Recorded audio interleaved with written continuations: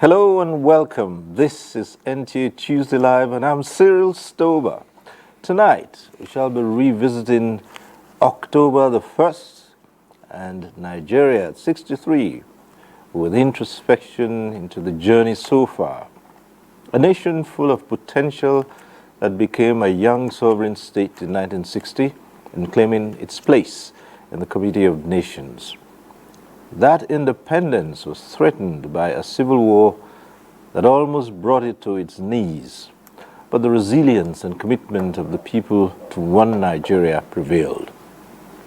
Even with this checkered history, the pace of development picked up with the creation of more states and three-tier leaderships to steer the affairs of the country. Now, with 24 years of uninterrupted democracy, the country is on a trajectory of growth and development. Tonight, the voyage so far. But first, this report by correspondent Kenneth Nanim. Withdrawal of the colonialists from governance in Nigeria and the subsequent handing over of power to Nigerians in 1960 did not come as a result of the British Act of Benevolence. It rather came as a consequence of various demonstrations of non-violent actions, agitations, and efforts of various nationalist movements. We in Nigeria appreciate the advantages which the size of our country and of its population give us, but we have absolutely no aggressive intentions. Nigeria will attain independence on October 1, 1960. So it makes no difference to me whether it's Sadauna or Balewa or Chief Awolowo or myself will become the first Prime Minister. So long as Nigeria is free, I'll be satisfied. Independence for Nigeria as a corporate entity is not enough. The peoples of Nigeria must at the same time be guaranteed their freedom. Soon after achieving independence on October 1st, 1960, the nation became a republic in 1963. But did not enjoy the civilian henchmanship for much longer. A coup that sacked first Republican politicians and disrupted civil rule in 1966 was equally short-lived, but it triggered an unfortunate sequence of events which led to a civil war. After the confrontations and resolutions, the nation's ship was being steered by the men in khakis until 1979, when a new constitution was drafted and paved the way for a presidential system of government. The new government under President Shehu Shagari suffered similar fate as the military truncated a popular government on December 31st, 1983. There was a counter-coup by General Babangida that ousted Major General Buhari's regime on August 27, 1993. Interim government was inaugurated headed by Ernest Shenekong. This followed a nullification of the June 12, 1993 presidential election, which was widely acclaimed to have been won by Moshood Abiola. In 1998, General Abacha died, while General Salami took over and set the motion for the return to democracy in 1999. Nigeria has witnessed 7 different dispensations with 8 elected presidents, but what is significant in all of these developments is the unity and integration of the country, which has kept the highly heterogeneous nation together under uninterrupted democratic cycles. I congratulate us as a people. Many people did not believe that we'll be able to get here. There were so many doomsday theories about how we're going to break apart, and so a lot of people have never thought we would be able to drive this to this point. So I said thank God, and I say well done to Nigerians. So there should be deliberate policies, programs, and activities, deliberate effort to ensure that no Nigerian feels left out, feels ignored. There is a direct relationship between love for nation, contribution to the development of nation, love for the country, patriotism, and how all of this cumulatively go into efforts towards national development. There are key palliatives that I would expect that the government should be looking at that will be far-reaching for every citizen of the country. First of all, basic education.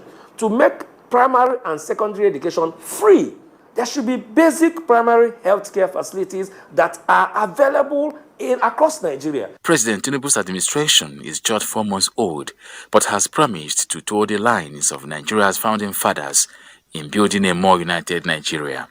Kenneth Nanim. Right, that report sets the tone for tonight's discussion. I'd like to introduce our guests. We'd like to welcome to this program, once again, General IBM Haruna. Thank you. Walin Garkida. Yeah. It's good to see you. Thank you. At the time, to be a former Federal Commissioner for Information and Culture, as the term was known then. Yes. In today's Nigeria, that would be equivalent of a Minister of Information. Culture, yeah. Thanks. Let me also welcome to this program Mr. Chidi Amaduekwe. He's MD, CEO of the Nigerian Film Corporation. Thanks for being here with us tonight. It's my pleasure. Thanks for having me. Right. And joining us from Ife via Zoom is Professor Shola Kirinyade, the first provost of the ICPC Academy. Good evening, Prof. Good evening, Nigeria. Good to see you.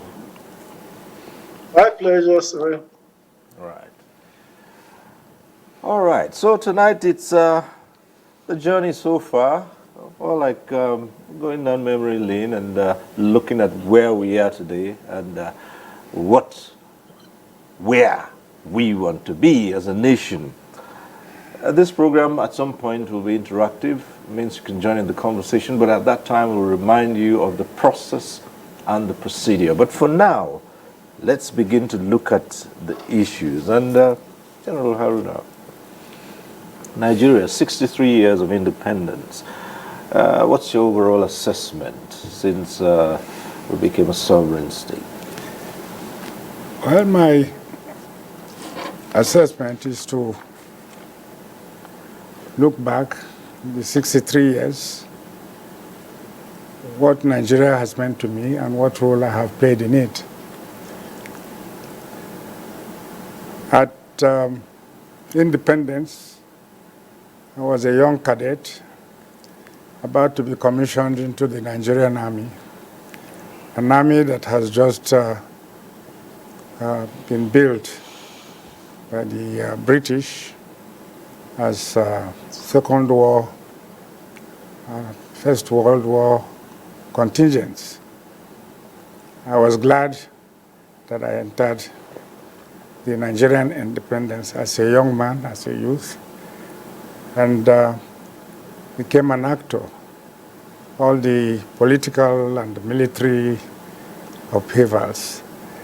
I will compliment Nigeria and say, well done, we have gotten to 63 because not many independent African countries have been able to sustain their sovereignty and their unity.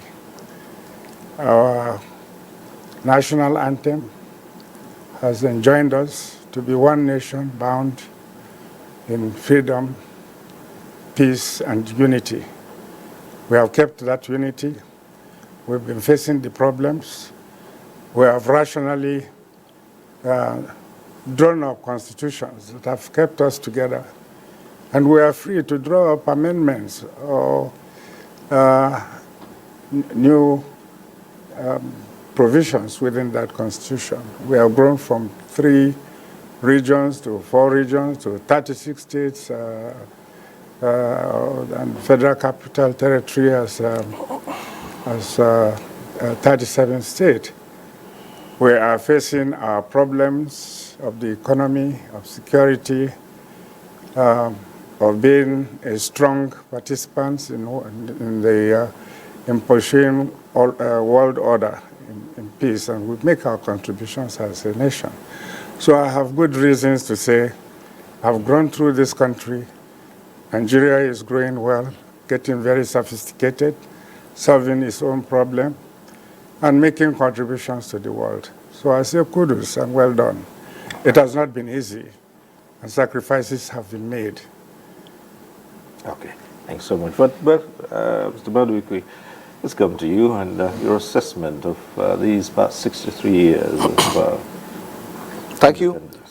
It surely is 63 years of a journey in nation building in the last 63 years. And the focal aspect of nation building is to ensure that both the political and national units kind of overlap with the intention to create common national identity, unanimity in purpose and culture. Not that culture will be the same, there are diversity, but they will be united in a manner to have a common sense of belonging to that nation. And I think we have passed through our various challenges, and we've introduced various measures during these past 3 years to ensure that the nation and political units overlap and create a common identity.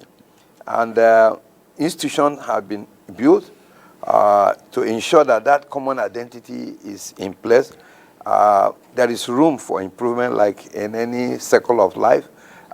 We need to, through the national orientation, double down to ensure that we truly believe in this country, and we are not just seeing it from the eyes and prism of our culture, which should unite us, even though in diversity. Our religion, which should be a thing of strength and pride and moral uplift. So if we look at it from that angle, I do believe that we are walking the talk, and it's 63 years of work in progress, and we should be able to identify areas we have made success and build on the strength of those success, and not just to continue feeling that everything is bad around us, or there could be some other place much better than where we are. We should have pride in the successes, like the general, made reference to, that we've achieved in the last 63 years, and that pride will enable us build a one united nation. Okay. Let's go over to Ife now. Professor Akinriade, your opening comments on 63 years of Nigerian independence. Yeah, thank you, Cyril. At the risk of repeating what the general said, my summary is that things could have been better. Is when you look at the indices all around us, and you look at our status vis-a-vis our potentials, it's very easy to get despondent. Look at the quality of life of the people, the state of development, the state of the economy, the mismanagement of our diversity, the state of insecurity, the parallel state of the economy. When you look at the things generally, it's very easy to get despondent. But the truth also is that we need to give ourselves some credit. Over the past few years, many countries have not even given us a chance of survival to remain as one country. The fact that today we are still one country, we must give ourselves credit. Yes, things could have been better. Yes, but given the fact that even to survive as a nation in the form which we are is something that we should try to give ourselves credit for. Maybe it is not to be celebrated, because many times, even many people in the various segments of the country are not happy with the terms of our cohabitation. But the fact that we are still surviving as a country is something that should be celebrated.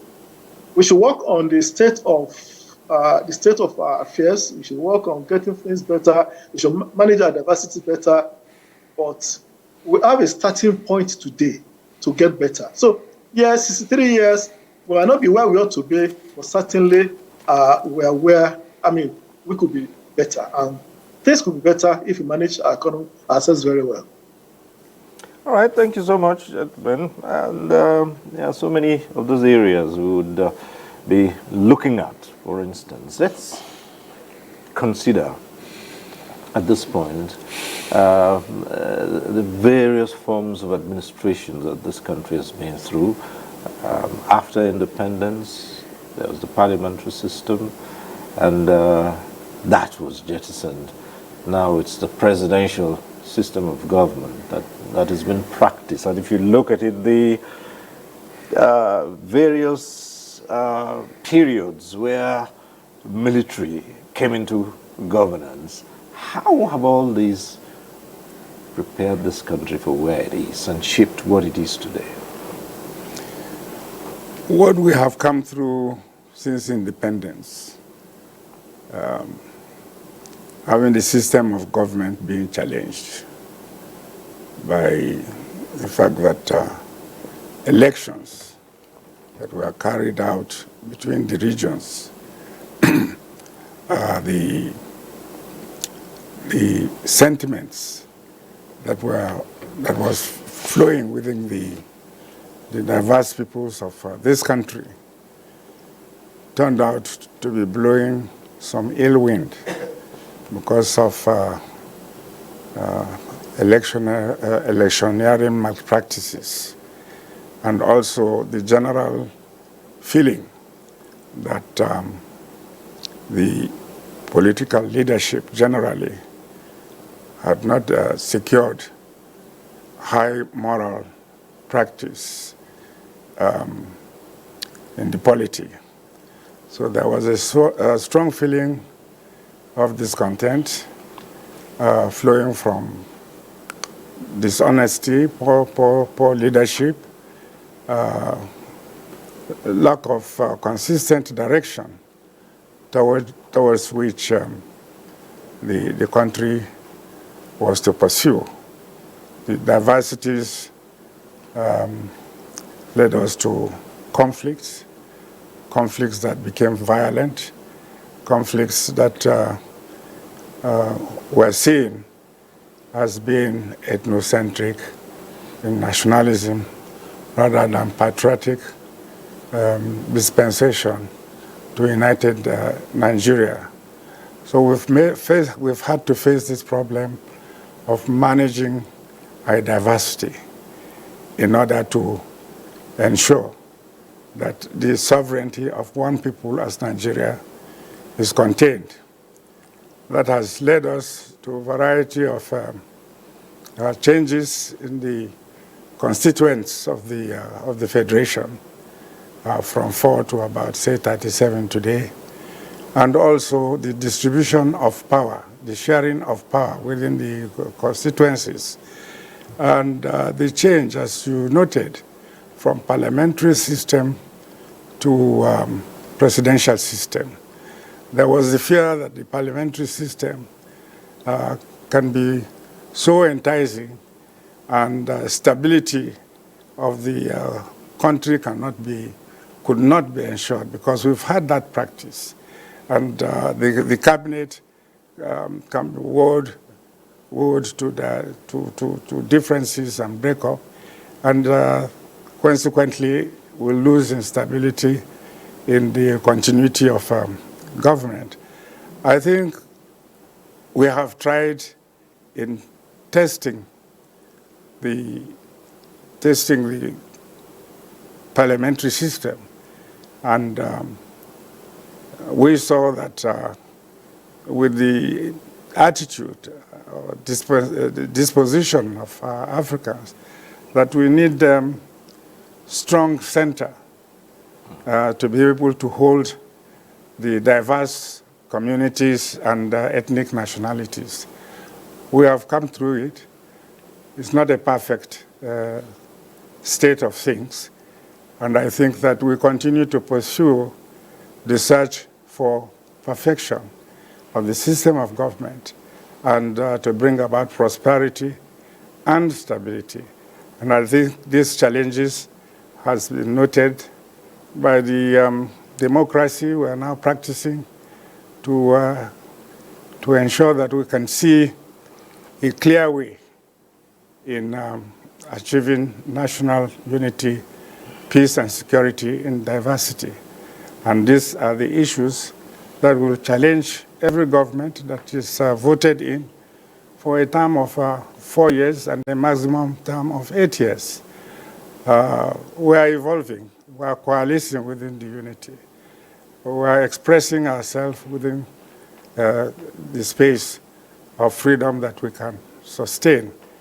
We are challenged by the insecurity that is going on. We are challenged by the corruption in the system. We are challenged by the weak economic management.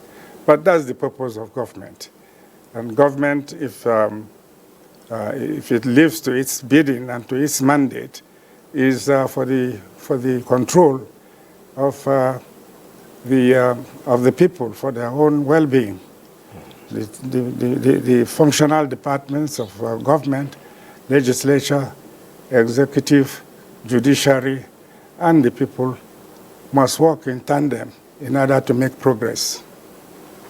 All right, Mr. Maruque, with the current presidential system, you've sometimes heard people say, well, they're not too sure why the parliamentary system was jettisoned, because the same challenges you had then, you still face them almost on a daily basis today. So, yeah, it goes back to what was contained in my opening statement, which is that the nation building is centered around making sure that the political elites ensure that there is convergence, overlapping of nation units and political and nation units, political and nation units.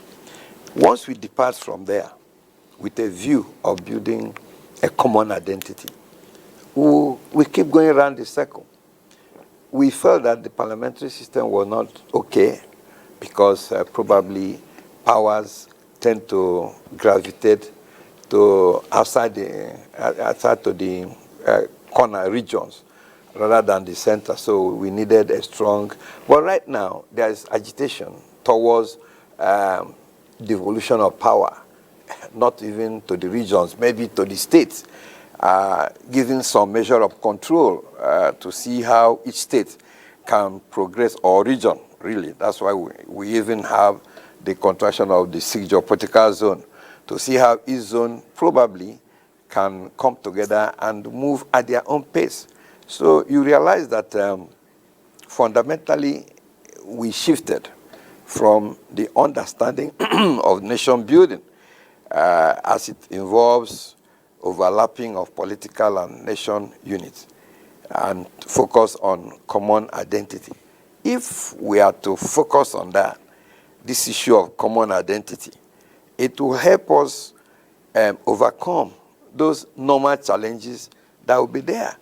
But because we are a kind of neck deep in our individual identity, we are over 300 ethnic centers. So the more we fractionalize through those cleavages of religion, of ethnicity, whether it's parliamentary or the presidential, we will not be able to build a viable nation state. And we will continue to make all kind of experiment, thinking that the more we try it, this pattern, the more we may get it right. No, we must call ourselves to order. I mean, we are not more diverse than India. We are not larger than India. But India got independent before us. Up to now, they never had any military coup. No matter how imperfect the parliamentary system is over there, they have used it to develop themselves into a super economic power. So I therefore believe that our challenge as political elites is that we have shifted from the core meaning of nation building, whereby there will be an overlap of the political and the nation states, with the focus to see how we forge a common identity. And one administration, or from one administration to the other, have been making that conscious effort. What can be better than during the period of General Yakubu Gowon than the National Youth Service? I mean, you can't dream anything better than that. But to what extent have we metamorphosized on the progress of that agency of government? We decided under General Moritala, we came up with the idea of federal character, federal character, and then Abacha now made it a commission. To what extent are we practicalizing the intent of that federal character that will promote the sense of belonging among all the federating units, that will make us have that cohesive tendency? Is there as an institutional government? To what extent are we challenging that institutional government to live up to their responsibility? Because those are little things that, if we have created over this journey of 63 years, because we are looking for how to build the nation. But these institutions come, we don't encourage them, we don't question them, we don't challenge them to function optimally. And so we keep grouping around, trying to rediscover the wheel, when we do not need to rediscover the wheel. So I therefore feel that if we center it around the definition of nation building, it can permeate into different sectors of our life, and then we will end up having an improvement in our journey of nation building. Otherwise, we can go back to parliamentarian, like some may want to say, let's go back to parliamentarian system. You talk about election. We all continue to refer to the Humphrey Nwosu election, which was the cheapest and the most perfect up till date. And so you can see that we are still grappling with those challenges. Okay, as primitive as it were, what was wrong in keeping the Humphrey Nwosu method of election? But we felt we could be more sophisticated. Well, a lot of people saw that as pretty elementary. Yeah, elementary, but it was successfully delivered. So the point I'm trying to make, and it promoted sense of national unity, sense of cohesion, because nobody was agitated from the line of ethnicity, religion, or whatever. Because the method, elementary as it were, eliminated those issues or cleavages of religion and ethnicity or diversity. We were united, we were focused, and we went for an election, we got the result, and we know where the pendulum swung, and we could have made progress. So, but we felt it was elementary, and so it was truncated. Since then, we've been trying to build a superstructure electoral system. To what extent have we succeeded in that? So for me, the core issue here is that we must understand the need for us to ensure there is overlap of the political and nation unit in everything we do. If we have it, I'm sure we'll do better than we have done. Well, Prof, 63 years ago, the different peoples decided it was time to take the nation, their destiny into their own hands and be independent of colonial rule. 63 years later, you find agitations and you're still grappling with issues of cohesion and unity. Is it that the systems that were in place or were put in place at that time were not well grounded? Again, referring to the systems of government that we have experimented with and the ones we are into now. Well, we all know that our problem is not the system that was adopted. Our problem is not in the parliamentary system, nor is in the presidential system. Like Chief Maduoke just noted, India, like Nigeria, inherited the parliamentary system from Britain. But India has successfully run the parliamentary system for more than 75 years, 76 years this year. Yet our own collapsed in less than 6 years. The question is why? When people agitate and they want a return to parliamentary system, I ask myself, and I shake my head, what really are we saying we want to return to? Is it the thuggery of the politics of that time? Is it the godfatherism? Is it the wicked associations? All sorts of things that took place during the First Republic. We should remind ourselves of the speech of Major Ezegu in January 1966, when he narrated why the military intervened. Then we will note that the First Republic and the parliamentary system as it was run by Nigerians is not something to be celebrated. It is not something we want to return to. But neither is the presidential system the problem. Part of our problem is the excessive cost of governance, the lack of true democracy, the various anti-democratic activities that we have imported into the system. Money politics, godfatherism, all sorts of things that cannot allow us to develop as a nation if we keep operating our politics the way we have done so far.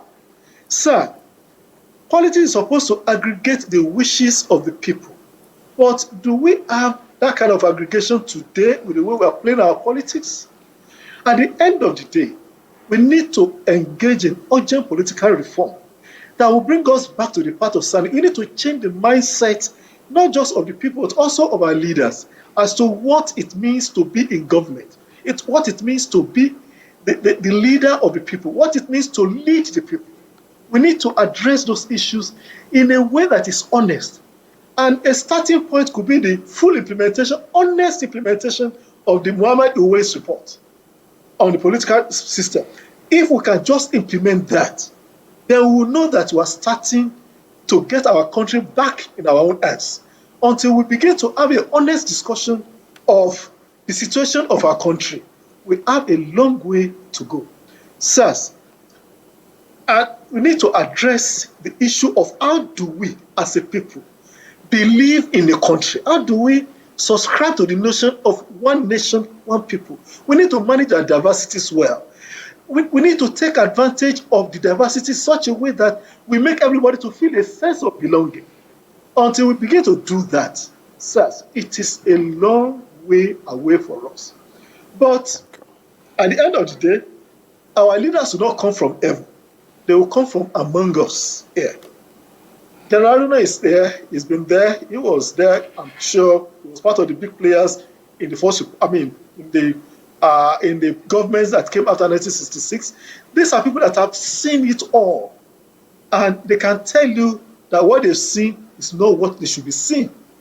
So how do we move forward from there? Let's engage in urgent political reform that will help us to have a sense of belonging to the nation. Let people feel, let people believe that this country is ours and this country is working for them. This country is not working for many of us at this time. So let's make the country work for us, and it is through the political process.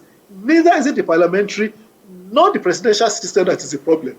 No, it is we, the operators. Our constitution is perfect. Our political structures are perfect. We mentioned the federal character principle. Every country has some form of affirmative action. We've mentioned the NYC, the National Orientation Agency. All of these things are political structures that should ordinarily help us to build us, to wedge us into a nation. But how are they being operated? The average youth corper wants to serve in his father's house today. They don't even want to leave their state. They want to stay in their hometown. So is that the notion? Is that what we had in mind when the NYC was started in 1973? The federal character principle. All sorts of things are happening that people just believe that it is being used to through mediocrity. Until we begin to implement our policies and programs honestly, we still have a long way to go. But we have the structures in place. It's only a question of making sure the structures work for us. And they can, if we have honest leadership. Let me stop there. All right, let's also examine the matter of governance and bringing government close to the people. And it's all said that the attempt to bring government closer to the people led to the number of states we have today, 36 and a federal capital territory. But it would still seem as if there's a lot to be done. Has the government really been brought down to the people? If you look at it from the federal to the state to the local governments. Well, I think that we should examine these perceived problems within the context. First of all, we were not without government when we were colonized. The colonialists ruled us through indirect rule.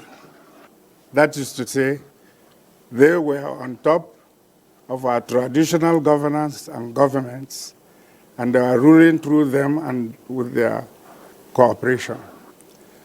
Then every emirate or local government or kingdom had a stable governance over their people. It was not perfect. There was slavery, there was oppression, etc., etc. However, the fact is, when we became independent, we negotiated how the political leadership would now take over from the colonial administration and behave as if they were now the colonial masters. That has created a problem. That friction between the presumed successors to the colonial administration and what it generated when it is being indigenized with the traditional rulers and traditional kingdoms. We have drawn constitutions that blinded us to the fact that we did have a governance system which was operating and which was exploited and used by the colonials. However, I think when we look at our problem, is it economic? Is it institutional? Is it constitution? We have countries that have run without constitution. We have countries that are one nation, but in certain contexts, like in England, they become Scotland, Wales, Irish, and they go into context as if they are independent. But they have their unity as United Kingdom. There are examples of many countries who have run, whether it's parliamentary, whether it is presidential, and some have worked well as constitutional monarchies. I think the beginning of our own problem is ourselves. We are not centered on ourselves.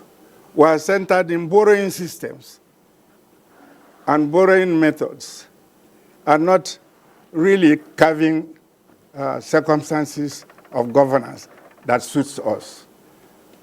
It is true that we can be settled through constitutional conferences, so on and so forth.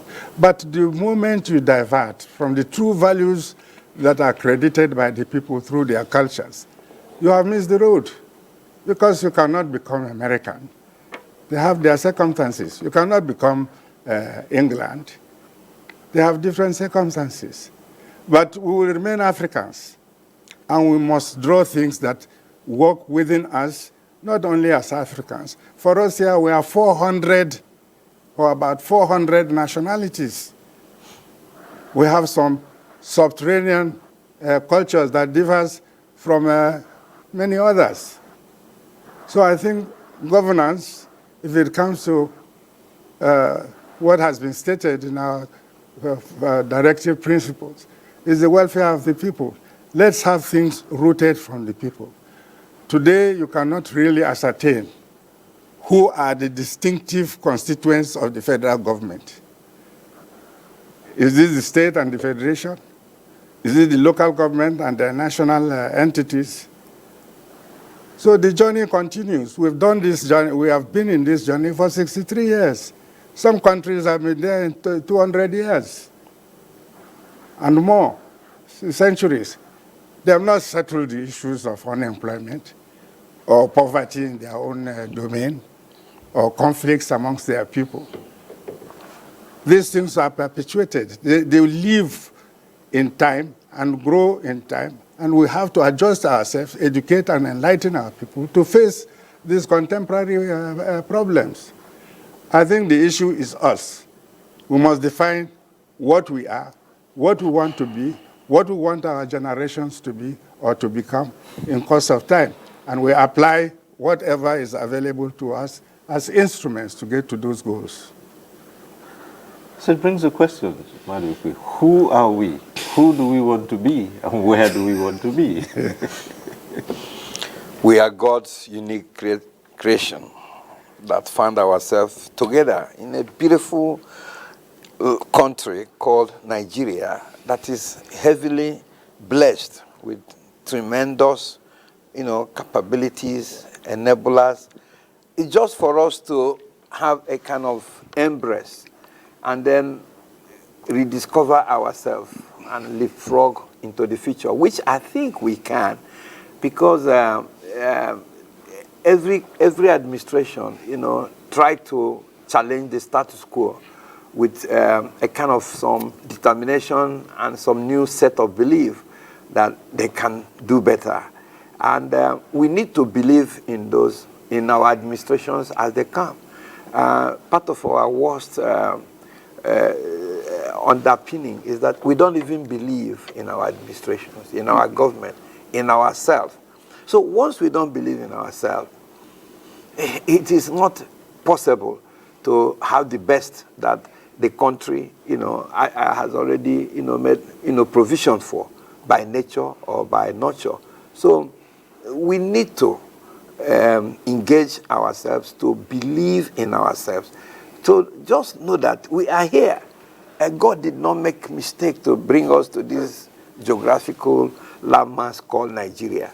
Already we have found ourselves there. So the best we can do is to make best use of what we have found in the country that we call our own. So we must believe ourselves. We must, be a little bit trusting. Of course, we must engage government and ask them to live up to the promises they have made. There's nothing wrong with that. But it is terrible when we don't even believe in ourselves. We don't believe anything good in ourselves. And it's contradictory. This same country that we don't believe that is good enough. I was trained here as a medical doctor. And you find out that nobody who went through federal university will forget that even though we paid school fees, we are all heavily subsidized. So the government deposited so much in us because we didn't pay the optimum. Presently, some elite do take their children to even Republic of Benin here or Ghana. And when they go there, the same West African region, they pay through the nose what they could have paid as school fees here.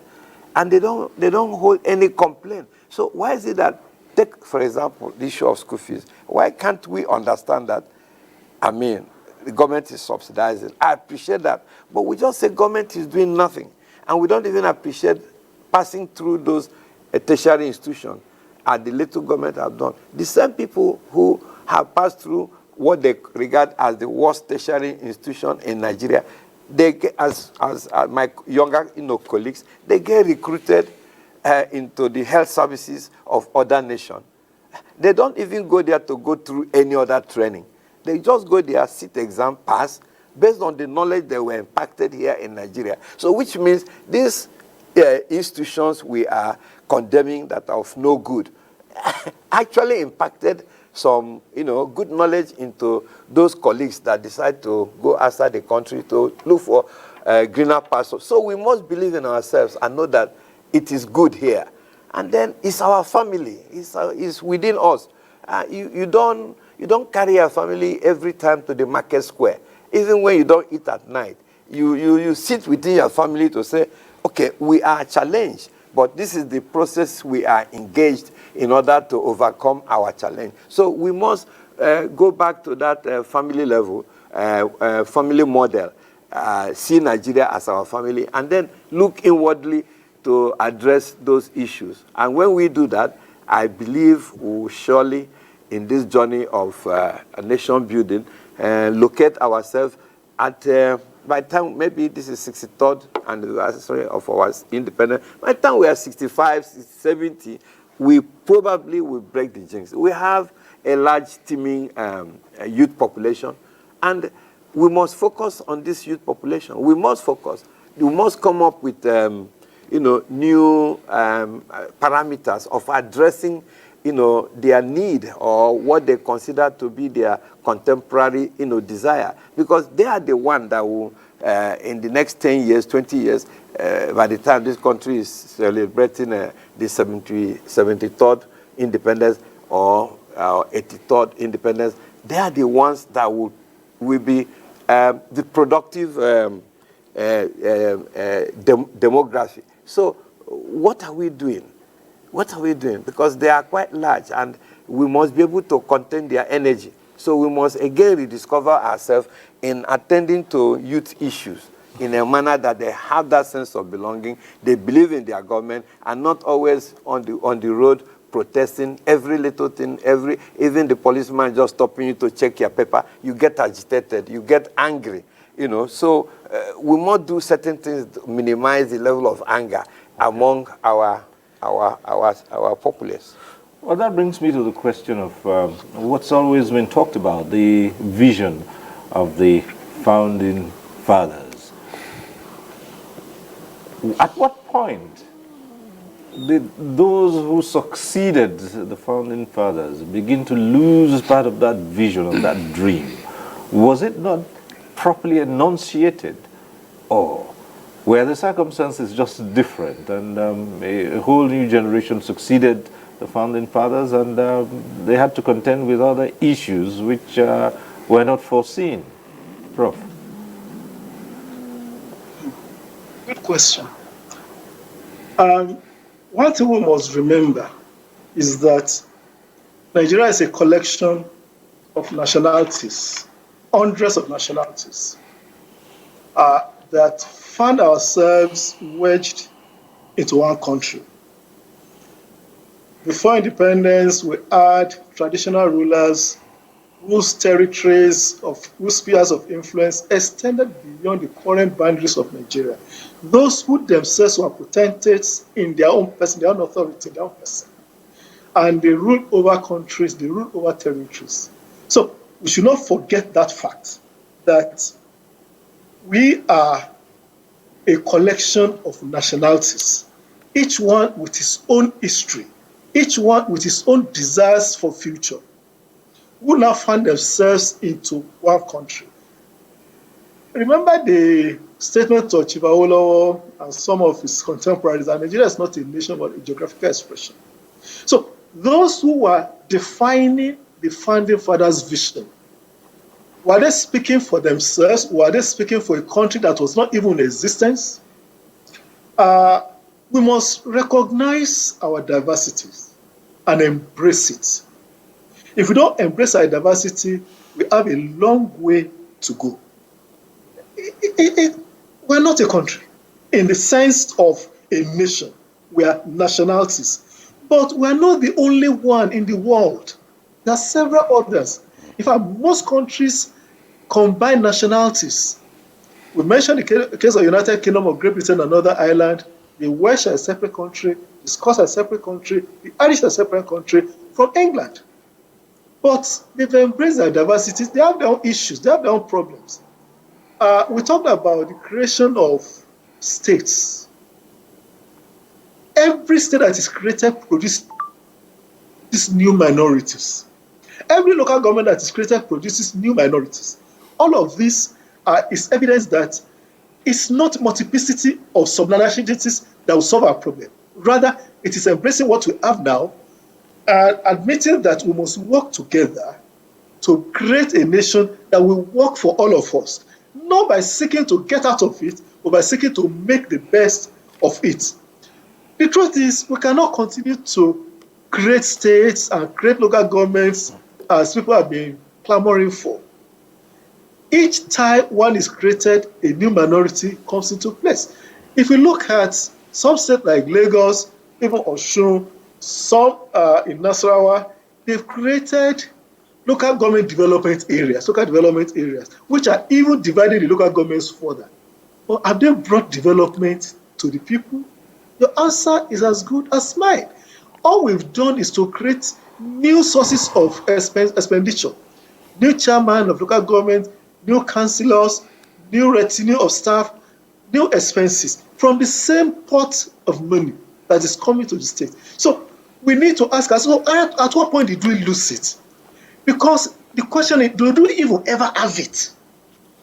Did we ever consider ourselves a country in the sense that we are trying to imagine now? Because until we're able to answer that question, people say, I'm Yoruba before I'm Nigeria. I admit. But the question is, I must admit my Nigerianness first.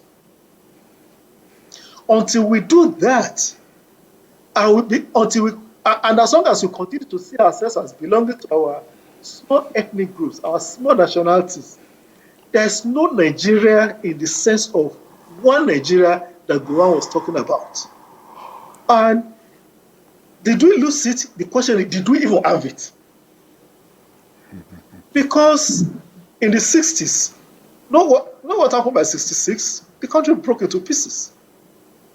Did we ever believe that we have a Nigeria? So our challenge today is to ensure that we embrace that diversity, we create a nation out of the multiple nationalities that we have, and we make the children that are the future, the youth of this country, those who are coming after us, to believe in the country.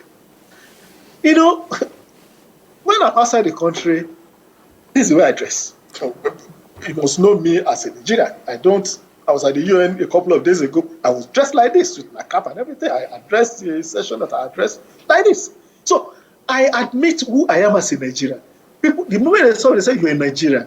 But the question is, do our young ones believe that they are Nigerians? We have multiple groups in diaspora today that don't even ever recognize themselves as Nigerians at all. So it's not that we lost it, it's that it was never there. But we have to create it now. Okay. And how do we create it? People must believe that this country is working for them. If I know that the country is working for me, if I can associate myself with the country, if I can see myself being fulfilled in the country, if I'm a medical doctor and I can achieve my goals in this place, if as a lecturer I can achieve my goals in this country, and I know that the country is working for me, then it's easy for me to recognize myself as a Nigerian and to make my children believe that they are Nigerians. Our children must believe that they have a future in this country. They must believe that this nation belongs to them as well, that it doesn't belong to any particular group. So let's look at that aspect, rather than lament that we lost a vision that was never there.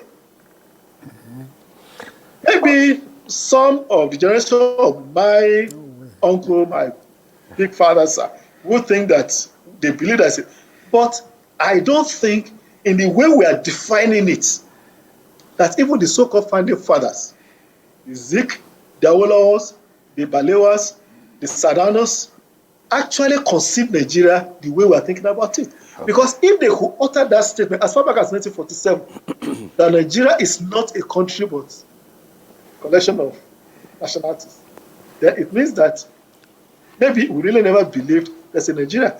But we have a starting point now of creating a new Nigeria.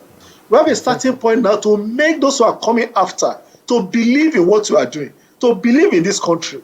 And that will help us to hand over to the future generation a country that is working. Until people believe that the country is working for them, it will be difficult. So the challenge for our government, the challenge for our leaders is to make this country work for the people, and then we can then believe in it. Thank you. All right, at this point, we have some other reports we'll be taking. Let's just get to see this one from Kaduna. The journey of Nigeria from 1st October 1960 to date has been very interesting, with a lot of bad and good stories to tell. Despite these challenges, Nigeria is able to pull through with developmental strides in the education, agriculture, and infrastructural development, among other things, to show for. And it has held itself as one and indivisible country. That is one of the first achievements, because there has been intermittent attempts to destroy and to distract Nigeria. In the 60s, for instance, Nigeria only had few universities. At the moment, Nigeria has over 50 federal universities, 57 state-owned universities, and 148 private universities, aside other institutions of higher learning. Like other developing nations, the country is working on its way to surmounting the numerous challenges and become a better nation. My prayer and wish, I would like to see Nigeria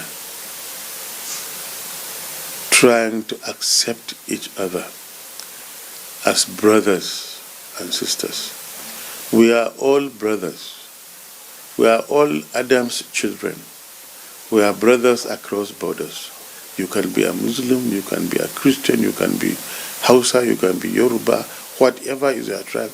We are brothers across borders. With good programs and policies, as well as good governance and support from citizens, Nigeria looks forward to better days ahead. As Nigeria celebrates its 63 years of nationhood, prayers on the lips of many is that Nigeria should continue to live as one indivisible entity where peace, love, and unity becomes the order of the day. And what it simply means is that Nigeria should concentrate on its unity in diversity because we are stronger together. In Kaduna, Achari Maxwell. Right, our next report comes from Lagos. Since Nigeria's journey into nationhood began in 1960, several areas have experienced tremendous development. These include education, infrastructure, health, sports, and the manufacturing sectors. With limited number of schools mostly established by missionaries in 1960, Nigeria today boasts of proliferation of educational and vocational training institutions. The present government is trying, most especially in Lagos, infrastructure, roads are being built, schools are being built, hospitals are being built. Always have this at the back of our minds, that government cannot do it alone. That is why we are agitating for public and private sectors to come in and collaborate with the government. One major area of development is infrastructure. Nigeria now is linked nationwide by good road networks, rail and airports, facilitating movement of people, goods and services. The future of Nigeria also holds a lot of promise in the area of internet and communication technology (ICT), with young Nigerians exploring immense possibilities in this sector. I think Nigeria is also trying to adjust to these improvements. Let's say the transportation sectors. Apps have been developed, and then they are trying to match up to the normal standards. Instead of the usual manual way of going to get tickets, now you can try and get tickets online even without your physical presence. Stakeholders believe that the journey into nationhood is not a sprint but a marathon, and Nigeria is already on course with a bright hope of greater achievements in the nearest future. In Lagos, Adeola Komiakere. All right, those two reports. At this point in time, we'll take a short break. When we return, the program gets interactive, and we'll consider many more issues as Nigeria marks 63 years of its independence. So stay with us on NTA Tuesday Live. We'll be back shortly. The Council of our Fathers. I will urge and advise our younger generation to use talent and brain to sort out problems, not arms. Nigerian youths, let's build our nation. My advice to these young people is please do not take us back to those harrowing days. You probably do not know what it is. I believe we have fought one civil war too many in this country. So those who experience it will run away from it. Nigerian youths, let's build our nation together.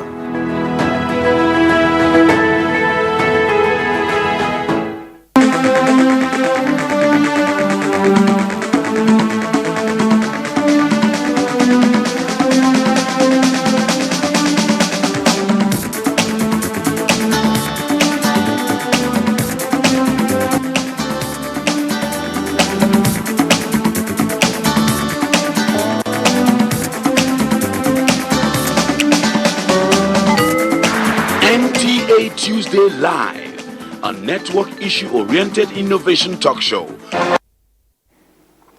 Thanks for staying with us. At this point, we'll be opening the phone lines shortly, so you can call in. The numbers will be on your screen. You take advantage of those numbers, and we like to remind you, as we always do, that if you call it in tonight and your call gets through to the studio, do us a favor, turn down the volume of your TV set. That's the way to avoid the hurlback or the echo, and we just encourage you to go straight to the point and make your contributions. Keep it straight to the point. Also, do not bother about the greetings. Just a simple hello would do. Okay, right. At this point, we'll take our next report, which is from Enugu. 3 years down Nigeria's history, the British Union Jack was lowered and Nigerian flag, green, white, green, hoisted. Nigeria became a sovereign nation, attaining a republican status 3 years after gaining her political independence. This meant Nigeria electing her leaders and deciding her matters without external intrusion. Over the years, the country has witnessed various forms of democratic governance, ranging from parliamentary to presidential system, besides 3 decades of military incursion, which slowed down the pace of development. There has been a floodgate of economic policies and programs by successive governments to enhance development in all the sectors. These 63 years has been a time of a journey of ups and downs, because you find that we had a very booming economy at the beginning of our independence, which was called oil boom. We thank God for these past 20-something years, we have enjoyed uninterrupted democracy without any military incursion.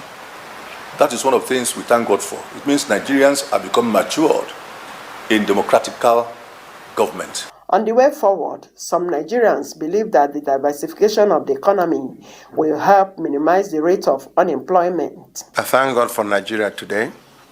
I thank God for democracy so far in Nigeria, but they will still have a lot to do. The Constitution of Federal Republic of Nigeria should be rewritten, whereby the whole ethnic group in Nigeria, the whole sub-region, of course the geopolitical zones, should come together to say this is the way we want Nigeria forward. The political class have also been tasked to embrace the spirit of oneness so as to restore the peaceful coexistence among the divergent ethnic groups. In Enugu, Ikeria Ugu. Okay, back here in the studio, we still have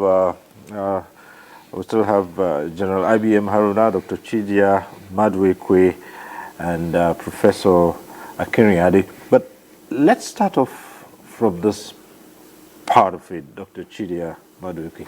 Well, I understand you have just received the new chieftaincy title, Ishink or Hafia, Yeah, Ishink if I pronounce that correctly. You are correct. You're correct. That's about 2 years ago anyway. Okay, Ishink or Hafia. Well, there are certain areas which so many Nigerians will look at, and I want to take some of those specific areas. Let's go to health, which is your turf now. In 63 years with independent Nigeria, have we done as a country ought to have achieved in those years in the health sector? I will say yes, but in terms of value, because of our large population, you find out that as we are improving, our demography is exceeding our capacity somehow in those areas. But in terms of, because I mean, at the beginning, UCH, we are told that people from Saudi Arabia used to come there for medical checkup. But today, it seems as if there's a role reversal now. I can attest to the fact that our large population actually could be a drain. But we have done so much to combat that, because now we have trained multiple generation of doctors. We have equipped so many A-class, centers that never existed before, and some of these centers are there, but we don't even, bring them up into the forefront so that people can understand. Be it LUT, be it UNTH, be it even the Federal Medical Center in Abia State, where I come from. The diagnostic center, was one of the 3 developmental centers in the Federation. So I can say that yes, but when you look at issues of universal, coverage, particularly the National Health Insurance Scheme now authority, what it was set to achieve we may not have, been able to achieve that, and we need to do that. All right. We'll ask you to pause a while, and let's take in the first call that's coming from Maiduguri. Ahmed is calling in from Maiduguri. Hello. Hello.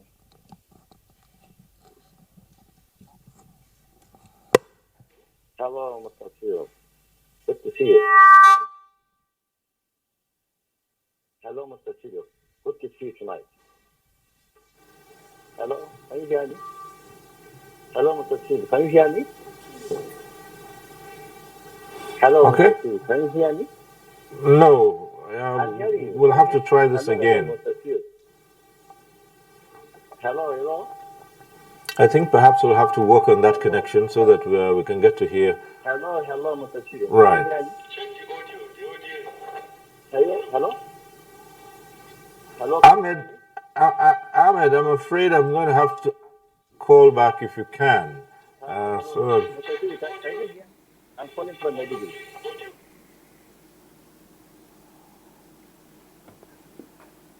All right.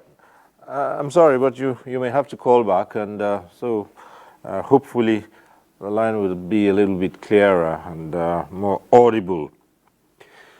As we begin to look at some of the areas that there's one issue that's been said is the main reason why Nigeria is where it is 63 years after independence, or why it may have suffered what many would call a stunted growth, and that has to do with corruption. Let me go to Professor Kiriade. You were the first provost of the ICPC Academy. That's the Academy of the Independent Corrupt Practices and Other Offences Commission.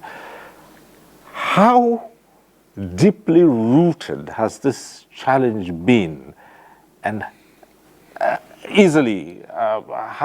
damaging has it been to this country in its 63 years of independence?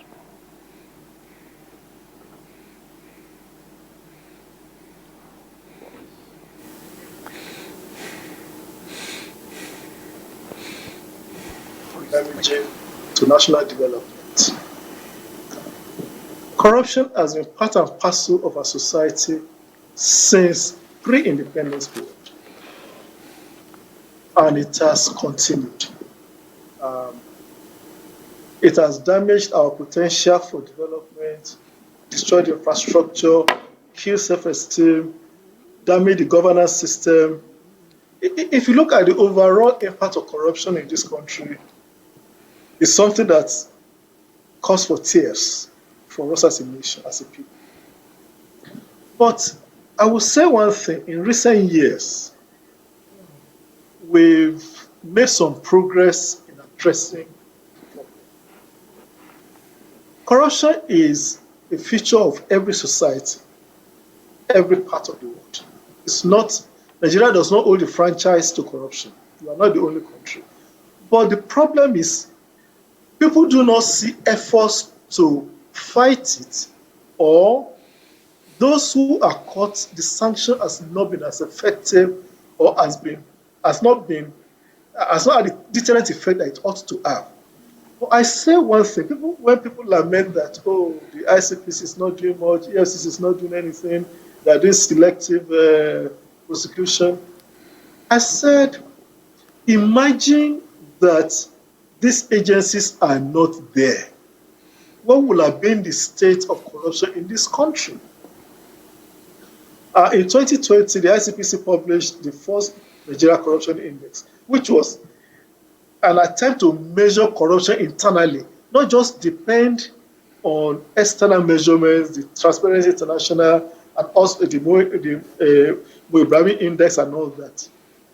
That let's even do our own self-assessment. And we know that, we agree that we have this problem.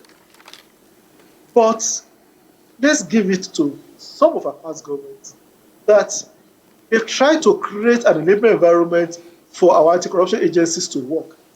Yes, I've heard stories, I've heard lamentations, it is selective, it is not everybody that is covered. Well, if it is one person that is caught, let that person pay the price. It's like the story of the policeman that caught a driver that was overspeeding. And the guy said, oh, there are other people who overtook me on the road. And the policeman said, you are the one I caught. Okay. So it is the one that is caught that serves as an example, as a deterrent example. Okay. Let me ask you to hold on a while. We'll return to you in just a moment. Let me take in this call and I'll come back to you. Umar Anache is calling in from Birnin Kebbi. Umar Anache, go ahead. Yes, thank you, Zero. I'm Umar Anache calling from Birnin Kebbi. You see, the challenges we have in this country are only two. We have only two challenges. One is the issue of corruption. Then the other one is lack of strict adherence to the rule of law. Now, the moment we do not tackle corruption, even the former president said this, time without numbers. If we do not kill corruption, corruption will kill our nation. And in dealing with this corruption, I suggest three things need to be done. One is to establish special court in trying corrupt cases. Then two is to make corruption as capital crime. Then three, to make presumptions that anybody who is under corruption is presumed to be guilty until he is proved beyond reasonable doubt that he is innocent. Look at these corruption cases. Let me just give you one instance of former accountant general. The whole amount of tertiary institution, what they are asking government to provide them, the accountant general single-handedly grabbed the whole amount. So you see why corruption cases need to be tackled. And then secondly, the issue of adherence to the strict to the rule of law is that a Nigerian will cross the country, will go to Niger, for example. He will observe even these traffic rules. He will observe them. But the moment he steps in his foot to Nigeria, he is changed person. He doesn't respect the rule of law. May God continue to bless our country. Thank you. Well, we'll just return to Professor Akinri. Incidentally, the very first thing, one of the two key things Umar Anache said is corruption, which you were talking about just before we asked you to hold on a while. Yes. Well, the truth is, corruption is a hard-ridden monster. There are too many players in that corruption sector. Too many people are involved at different segments, at different levels, too many sectors. And retail corruption is as massive as large-scale corruption. Well, and each one is damaging to the country. So if we are going to address the problem, we should realize that, one, we need to honestly implement our anti-corruption laws. Number two, our sub-nationalities, states, local governments, must complement the efforts of the federal government. Some states have established their own anti-corruption agencies. Oyo State has Oyaka, Kano State has PICAC. So some of these agencies ought to complement the efforts of the federal government agencies. Okay. But unfortunately, some of them actually sabotage because they seek to compete with the national anti-corruption agencies, which is not in our best interest. So whichever way we look at it, we need all hands on deck And unfortunately, part of our challenge is this diversity problem. You catch somebody, then you get all sorts of pressure. Oh, it's from our local government. Oh, it's one of us. Oh, it's from my church. Oh, it's from my mosque. Oh, it's my Yoruba. It's also they are prosecuting because it's from my part of the country.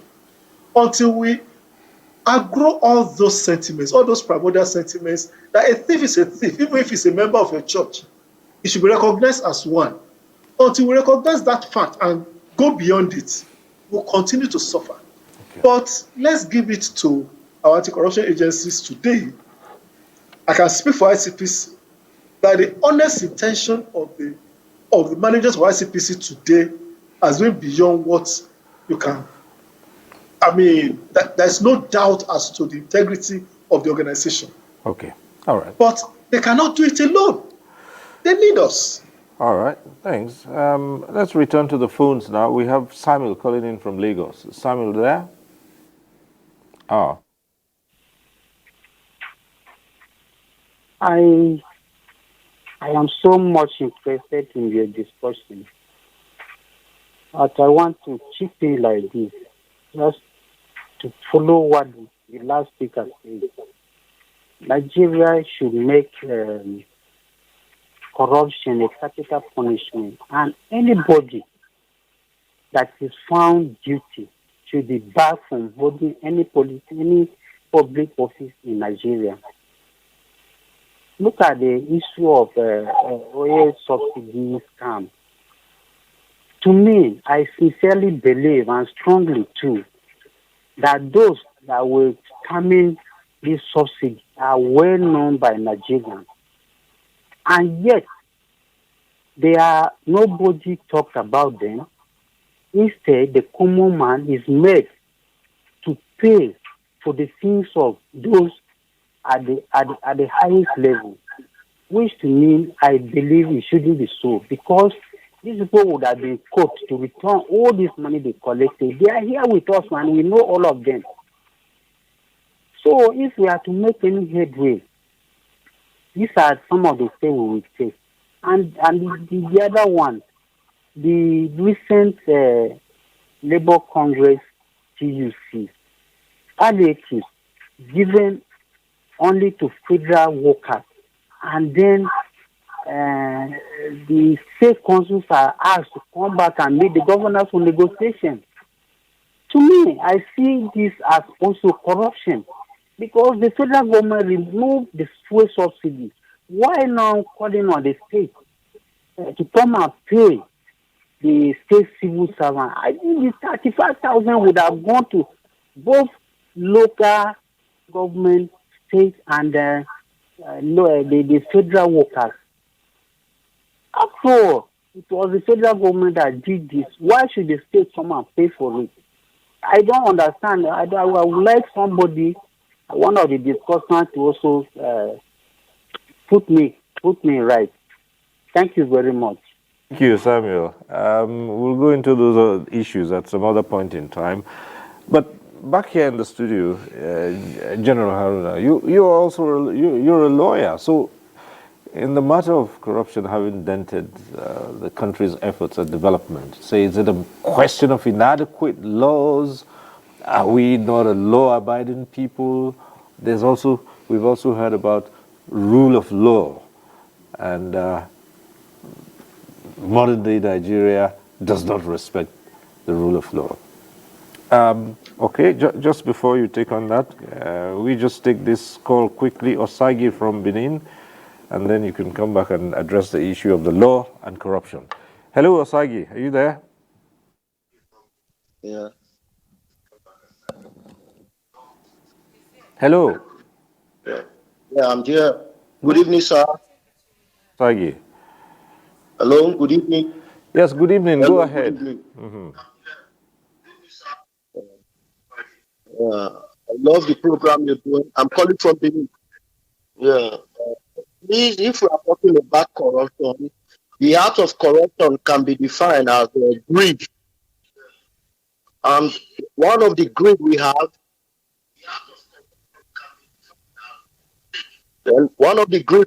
is starting from our state government. from our state government, from our state leaders. Because so when we say from our state government, there are some, when we are talking about development and this thing, then you have to think, we have some bad road, mostly in Edo State, we have bad road in Edo State. If some person, some investor want to tie the road, then why is it that our government, they have to sue that person that was telling why will you break or tie the road, the major road, the duty of a government.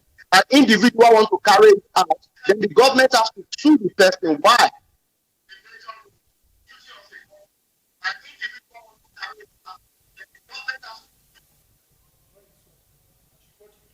The angle you're going towards is administrations being responsive to the needs of the citizens, even as we attained self-governance in 1960. But back to General Haruna and the question of the rule of law.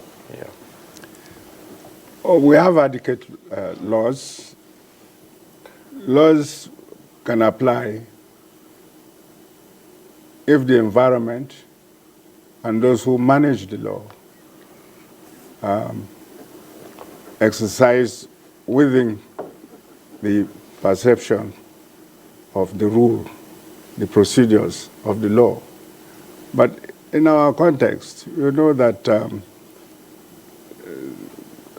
many characteristics deflate the application of the law. Because in our characters, I think there's so much greed, there's so much selfishness, there is hypocrisy, there is also this my tribesman or my classmate and so on.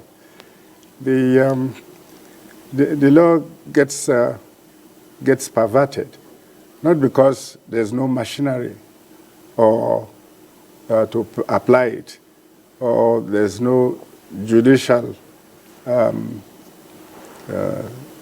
capacity to do it. But there is a situation where the political willpower to actually carry out the effects of the rule of law. I have heard that certain governors can never sign or will never sign a death warrant. And we also find certain societies will never allow their members to be judicially affected because they can pervert the judicial process.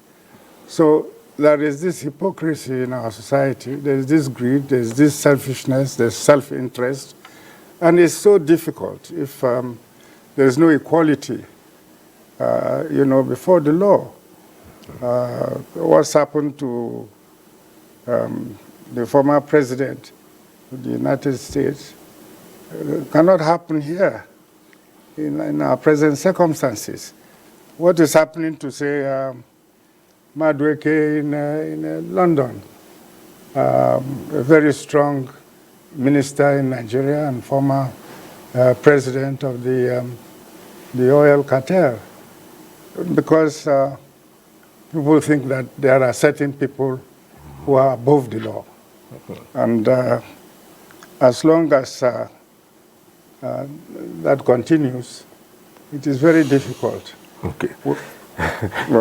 Let's return to the phones. We have Felix who's calling in from Kaduna. Hello, Felix. Hello, Mr. Sir. Hello, can you hear me? Yes, go ahead. All right.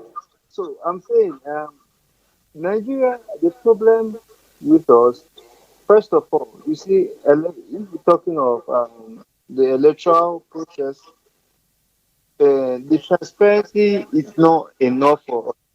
Firstly, the last election, we had two people from two major groups in Nigeria, the Igbo and the Yoruba.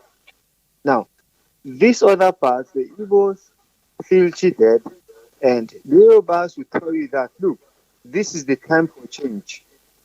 And they really believe this is the time for change. I don't know why They believe that, and I don't know why this other part feels so cheated. Now, how I see it is a matter of national orientation, rather. Like, we need to understand that everything we do with this nation, it has to be for the general, like, everybody has to have an interest. It's not one part benefits, the other part doesn't benefit. It just has to be a general thing as a Nigerian, and that has been going on for so long and so long, and the electoral process is more tribal than a national thing. So, and that has affected our economy because most of the young people, the smartest people, the people with a whole lot of talent are leaving the country. They're all going to England. We have the best doctors we have today. They're all leaving because the economy is not working. And we need policies. We need good policies. Just the other day, I heard that the ban in was that Dubai was lifted, the travel ban, and everybody was happy. So I was wondering, why are they happy? Because they just lifted the ban because the federal government chose to appeal. They chose to beg these people, say, okay, please lift up this ban. But what have they done? Because why was the ban put in the first place? The ban was put because they were saying there were Nigerians outside there who were causing so much problems. And the Nigerian government didn't even handle those problems. They just went to say, please, leave this ban. It doesn't change the fact that those people are still there. At least they could talk to, we have an embassy there. It's easier as saying, okay, please, everybody has a passport. You can renew your passport. At the time you are renewing your passport, you can say, oh, what do you do? What is your job? You can evaluate every citizen. Thanks a lot, Felix, for calling in. Felix from Kaduna. Well, many are the issues of a nation at 63 years after independence, and Nigeria is still grappling with them. But the underlying factors are still there. Would you say that Nigerians are more united at this point? No, we are not. We are rather highly divided. Okay, we have this last call coming through from Mina. From Mina, we have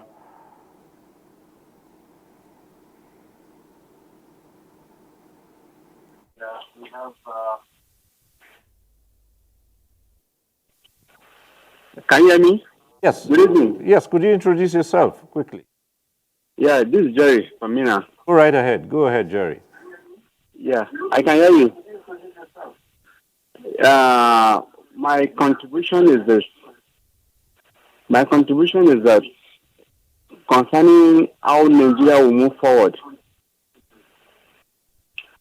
Sincerely, we just have to forgive ourselves because there are a lot of grievances in a lot of our minds within Nigeria.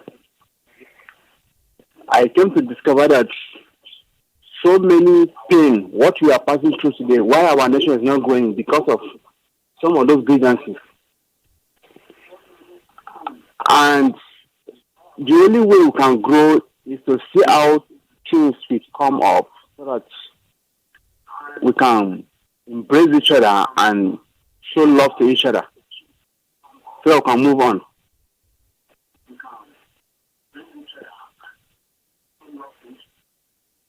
So we can move on. Studio, Dr. Badwekwe. Well, are we more united? Do we see any deliberate efforts here, anything in the offing in terms of uniting Nigerians?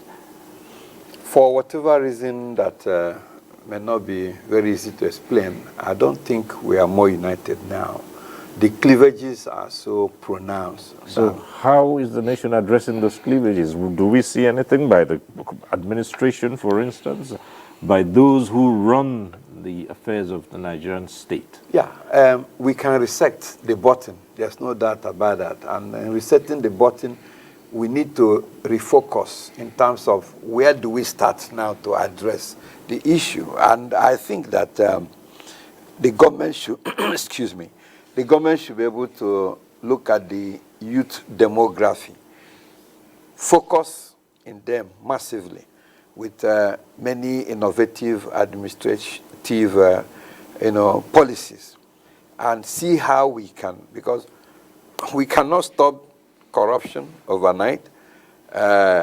We cannot fight those divisive tendencies overnight, but we can come with some program and say, okay, in resetting the button, our focus is the youth, because some of us are getting aged, but it is this youth that can have the new appreciation of the country in terms of making sure there's an overlap between the political and nation units. So if we focus on the youth agenda, I believe over time, in the next 5-10 years, probably there'll be a new orientation output, and the people start believing in the country. People start seeing that it's a country that we are in it together, and then the output can multiply itself. Mm-hmm. So my suggestion is that we can reset, we can decide to focus massively, a kind of a Marshall Plan for the youth population, because that is where the cake powder lies, in the youth demographics. So if we are to solve all these ills of divisive cleavages, tendencies, and all that, we can choose as government to say, let us come with massive plan for the youth endearment.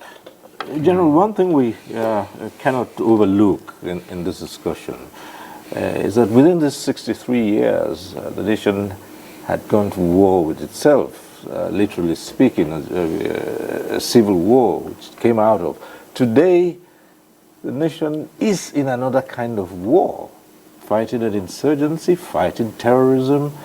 The security agencies have their hands full with the security situation. How much has this impacted in our years of independence? Well, before independence, we had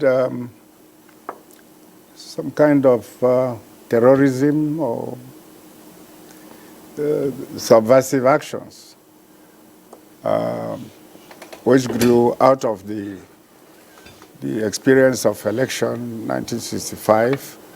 We had the problem of not solving the minorities, Willings Minorities Commission's report, and in the Middle Belt, Benue area, they emerged a very serious kind of guerrilla and terrorism that we have today.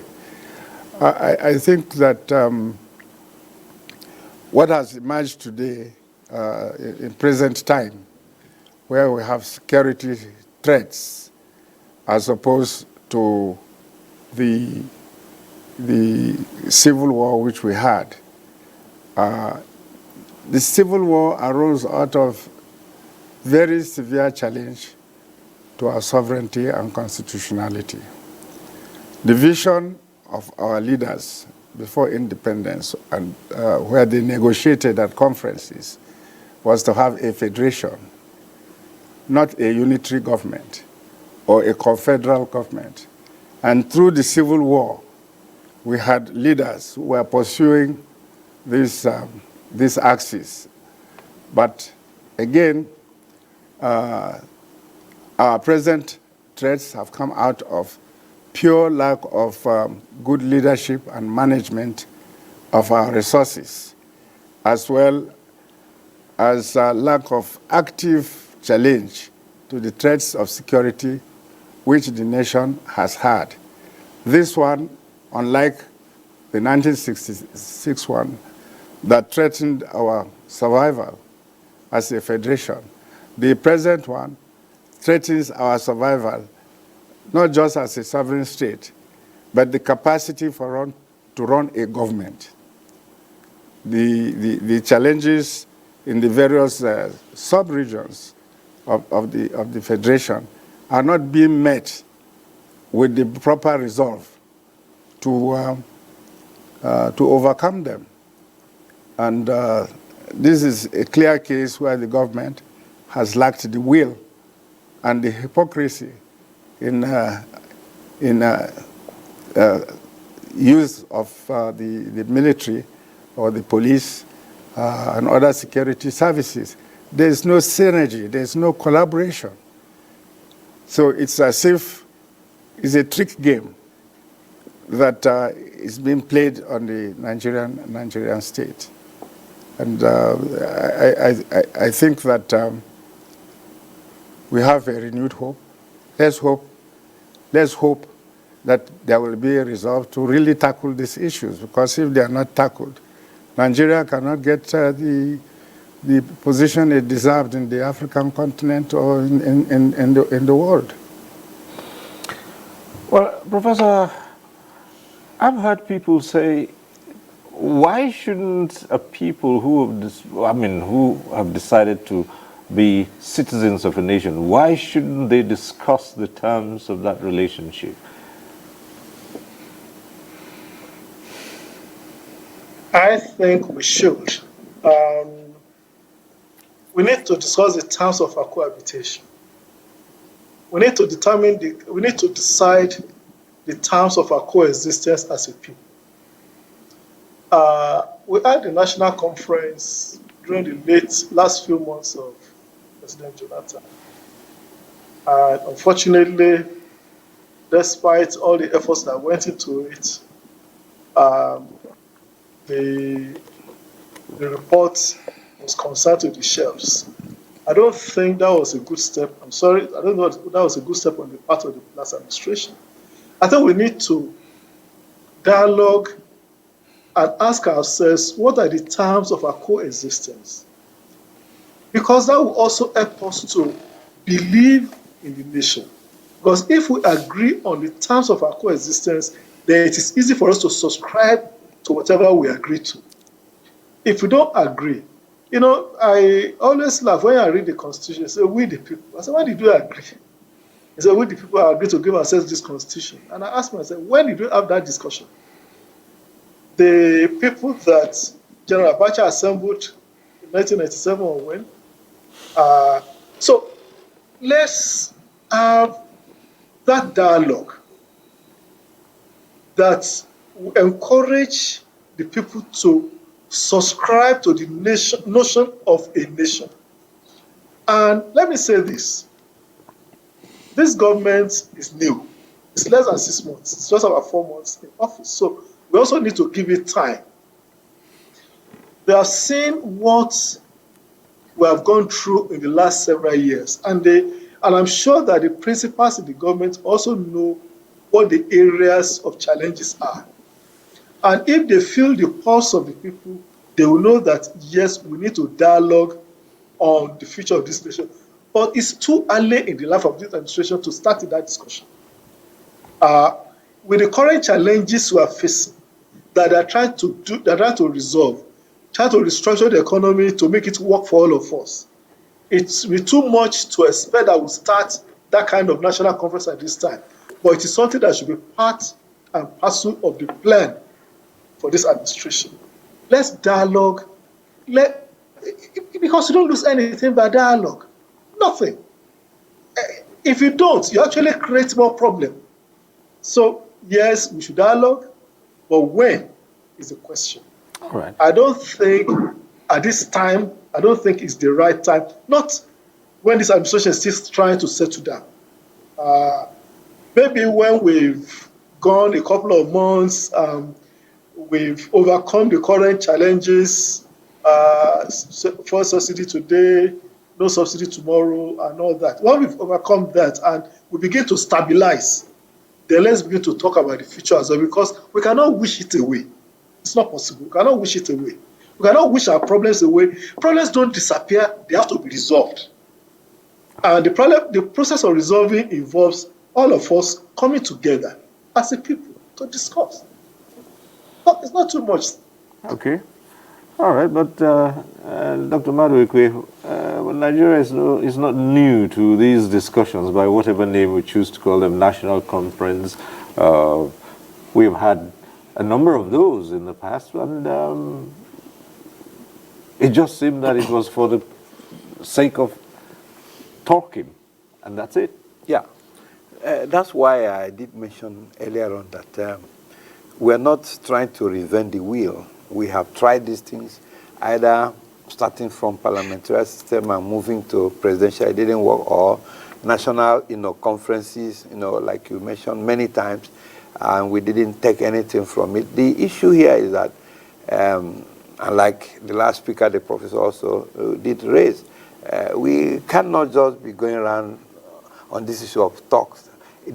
Some other commentator did say, there's nothing wrong with the Nigerian law. It is obeying those laws that are there. The laws are there. You travel across Niger, you obey their laws. Once you enter into the Nigerian territory, you say you won't do it again. So it is orientation, not the orientation, national orientation, to understand that this is our country. The rules are there. Institutions are there. Can we encourage them to work? Can we pause and say, let us even make this things work? Okay, they have street lights now, not street like traffic light in Abuja under the the Chinese aid program. How often are we stopping even something as basic as the traffic light? Once you look at it, the road is free, the light is red. We break the red light and we pass, and there is no conscience, there is no peer group pressure.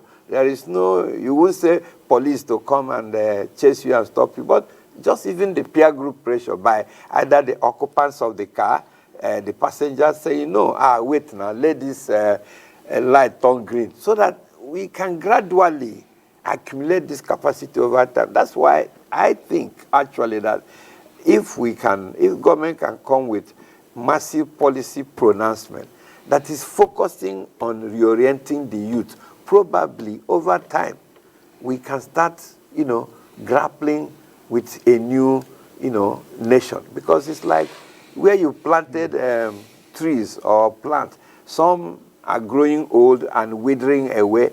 The new ones are coming, and you don't attend to the new ones. You are still looking at the old ones to see how you can bend them, stop them from withering away. At the end, you find the new ones sprouting under unhealthy atmosphere, and the problem continues. So you must reset at a point. Yeah, the old ones are the way they are. There's nothing much we can do. Nature will take care of the inadequacies. But these young ones, what are we doing right now? It's not to open up a talk shop for them. It's to come with certain policies that will make them feel we are now in the digital age. How much are we engaging them within the digital space? Netanyahu was talking the other day at the UN, and he was telling the world how very soon there will be AI, army. There will be AI this, there will be this, there will be this. Imagine a time when the world was this, the world was that, but like as if it was a writer's song, some book he was, reading out. So other nations are moving to these other ones. What are we doing with our youth? For me, that is the critical thing to do. We should have some new policies, not coming to another, conference. There are things already we can apply from existing, conference. Okay, you talk about bringing government to the grassroots. We are aware last time, before the last, regime left, there were policy pronouncement of letting the local government have their fund directly. It was resisted, or letting the judiciary, or letting the National Assembly, State Assembly, have a first line charge. It's being resisted. So how do you grow the democracy if you don't allow separation of power, if you don't allow autonomies to exist, so that people can, so these are the common things I think we should handle. Let what is due for the local government get to the local government. If the local government chairman does not handle the money, the way it's supposed to, that is why institutions like ICPC or EFCC exist, either at the state or the federal level. They should swing into action. But you don't allow, the state governors do not allow the money to go to the local. And we are keeping quiet. And everybody in the local government is talking about what the federal is not doing. There's nobody in the local government is saying, my state that's supposed to allow this amount accrue to local government is restricting it. Why are we not asking questions at the local government? So I think if we can even commence to do the things the way they are, we can start creating that atmosphere of commonality, of purpose, a sense of belonging that can unite us. And then we can grow. It's something you have to say in 10 years' time. It's not going to happen now. You must have a program. You must have a policy in 10 years' time. And then you start now. That's why I think we should focus a kind of the youth agenda. All right. General. Well, talking about dialogues and conferences, I think there are so many forums for the talk shop on Nigerian issues. We have the National Assembly representing all the peoples for the oversight of governance, of judiciary, and the executive. Then we have Forum of Governors. We have Forum for Local Government Chairmen. We have the parties, political parties. All these institutions have laws directing them, and they meet at the people's expense. Why do we want another conference? I think it is an indictment of all these assemblies of governing agencies. If they cannot handle issues which ought to be handled either as recommendatory or as legislative. So far, we've been able to have amendments to the Constitution through these processes of consultation. I think we have enough expenses on talk shop. People traveling, meeting, frolicking, and they don't seem to produce results that assuage the complaints that are being made, particularly in the field of governance and welfare and the economy. I think we should just put our backs to work. Most of our leaders and those who influence decisions don't take this Nigeria really seriously. If they do, I think things would have been better. They seem to accommodate for maybe personal interests or interest of their schoolmates or their ethnic nationalities. All sorts of things govern and deter us from actually taking action or decisions that are in the interest of the Nigerian people per se, rather than sections. So the thievery goes on, oil bunkering goes on, and people die as a result. Many of these ills are ills that could have been stopped if the governance are effective from the local government right up to the federal government. I think there's just a lot of blackmailing going on. Okay. Well, the next 5 minutes will be rounding off with our comments on the issues at stake. So let me start it off with Professor Akinriyade. As you close, 63 years already tucked away. Which way, Nigeria? which way Nigeria? Great question. I think Chief Madueke has made a point about twice now. We need to focus on the future. The past is already there. There's not much you can do about the past that we're so much not satisfied with. But we can create a new future. A Nigeria that works for all of us. Unfortunately, I do not hold the opinion that the National Assembly is in a position to give us the kind of future we want. Because if they're able to perform as they ought to, Nigeria would not have been like the way it is now. We need a system that will work for us. And even if it is not for this generation, let's think about the next 63 years. I'm not sure any of us talking today will be alive in the next 63 years. But our children and grandchildren will have something that they can call their own country. I personally don't want this country to break up. No. We are better together than apart. But the terms of cohabitation must be addressed. We cannot wish it away. Problems must be resolved. They cannot solve themselves.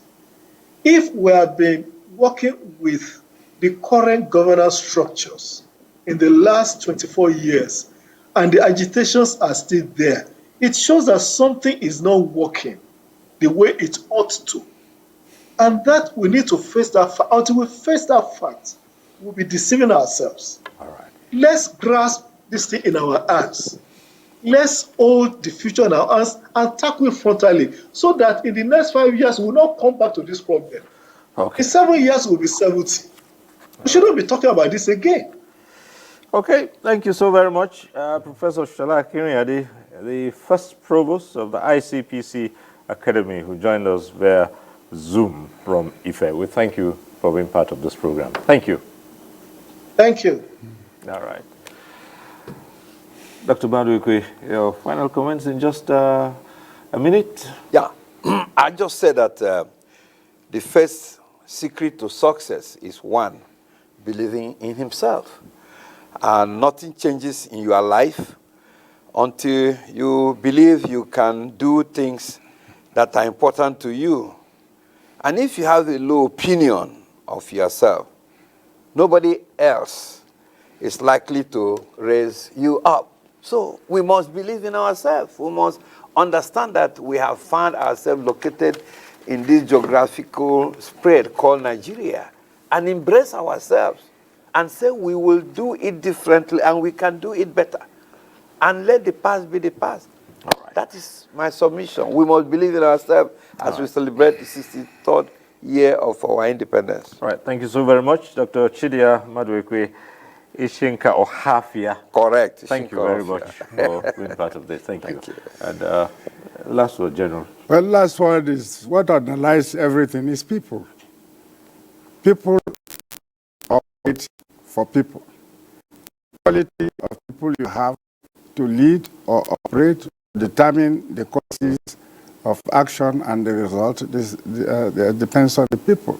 So we must concentrate on increasing the quality of people, their health, their education, their character, to be able to succeed to build a better nation for the future.